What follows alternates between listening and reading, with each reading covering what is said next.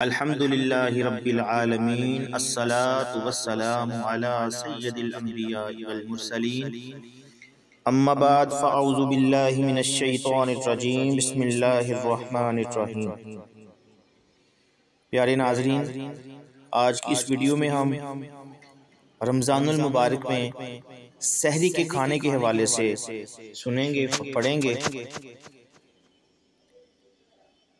پیارے نبی صلی اللہ علیہ وآلہ وسلم کا فرمان عالی شان ہے کہ روزہ رکھنے کے لیے سحری کھا کر قوت حاصل کرو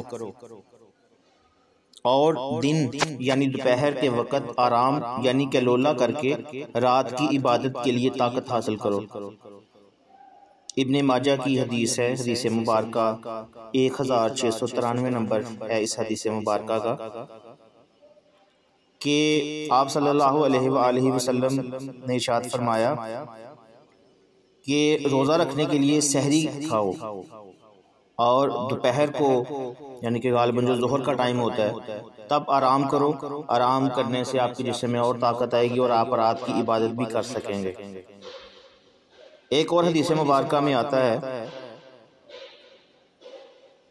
سحری پوری کی پوری برکت ہے، بس تم نہ چھوڑو، چاہے یہی ہو کہ تم پانی کا ایک گھونٹ پی لو۔ بے شک اللہ پاک اور اس کے فرشتے رحمت بھیجتے ہیں سحری کرنے والوں پر۔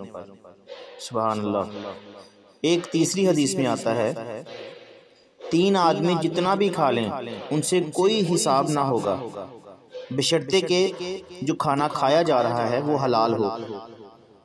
پہلا نمبر وہ روزہ دار افطار کے وقت، سحری کھانے والا، اور تیسرا مجاہد جو اللہ پاک کے راستے میں سرحد اسلام کی حفاظت کرے۔ سبحان اللہ۔ تو آج کی اس ویڈیو میں جو حدیث مبارکہ ہم نے پڑھی ہے اس کا مفہوم یہی ہے کہ رمضان المبارک بڑی جو برکتوں والا رحمتوں والا مہینہ ہے، اس میں جو سحری کا وقت ہے جس میں ہم صبح اٹھ کر نماز فجر سے پہلے کھانا کھاتے ہیں، اس کو سحری بولتے ہیں، تو اس کی بڑی برکتیں ہیں اس کھانے کی۔